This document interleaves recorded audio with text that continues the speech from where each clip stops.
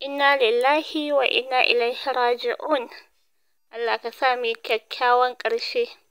Amma wallahi babu irin mutuwan da ta kai wannan daɗi, a ce bawa Allah ya ɗau ransa yana gabansa. Tunda dai idan mutum yana sallah yana tare da ubangijin shi ne, to gashi nan wannan da kuke gani, kamar yadda kuke gani a lokacin sallar asuba, bayan an idar da sallah ya yi sujada, ina roƙon Allah har Allah ya ɗau ransa yana tare da ubangijinsa. Irin wannan mutuwar kun gani, ko maƙiyinka sai dai ya ji kai. Allah ka sa mu yi kyakkyawan ƙarshe, maƙiyanmu su ji labarin mutuwarmu mai kyau haka nan. Gaskiya shine asalin dace. Kowa cewa yake wannan ya dace, wannan ya dace. Comments daban-daban ana masa fatan alkhairi. To irin wannan mutuwan dai gaskiya Allah ya sa mu yi kyakkyawan ƙarshe, tunda dai no matter what ya yi kalmar shahada a sallah, ya yi karatun Alkur'ani, gashi nan ya yi sujada, shine dai ƙarshen ƙarshe.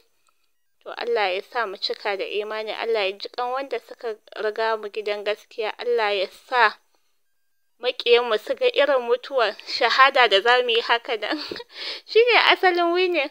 Duk wani rigima na duniya in dai in ka yi kyakkyawan ƙarshe ai ka dace.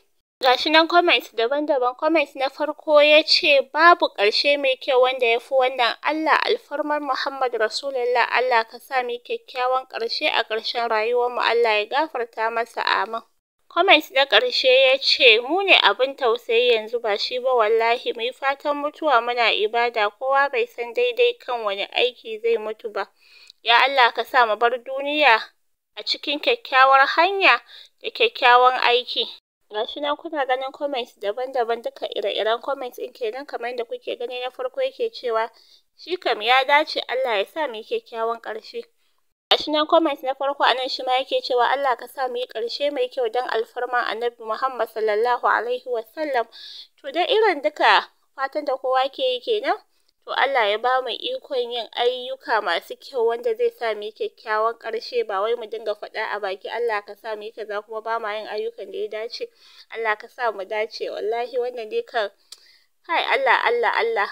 Duk irin kowa na da maƙiya, amma irin a ce maƙiyanka ya gani ka mutu irin anyhow sai dai ce ai dama kaza, amma irin wannan ko maƙiyanka sai dai ce sai dai dinga irin tunanin kai wannan fa ya dace kaza.